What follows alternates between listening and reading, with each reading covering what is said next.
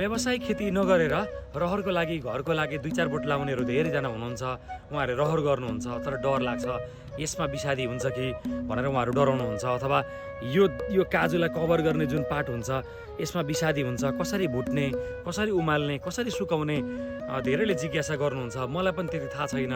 Comment गर्नु होला, हजुरले सल्लाह दिनु होला ताकि धेरैले आफ्नो रहर आफ्नो बारीमा फलाएर काजु खान पाउनुहोस्। कृपया सल्लाह दिनुहोस्।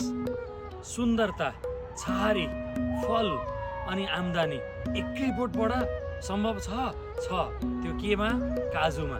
काजु खेती गर्ने, काजुको दाना प्रशोधन गर्ने चुनौती एकातिर, अर्कातिर तीव्र चाहना, इच्छा काजु लगाउने, काजु हुर्काउने अनि काजु खाने। कतिजनाले काजु कसरी प्रशोधन गर्नुभएको छ कमेन्ट गर्नु होला हैन, सल्लाह पनि दिनु होला हैन। घरायसी विधिहरू होलान्, कुन विधिबाट प्रशोधन गर्दै हुनुहुन्छ कृपया कमेन्ट गर्नु होला र अरूलाई पनि सल्लाह सुझाव दिनु होला।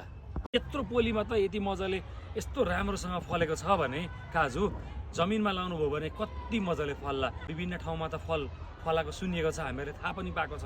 हजुरहरूले चाहिँ तपाईँको ठाउँ कमेन्ट गर्नु होला ल। काजु कहाँ फलाइसक्नु भयो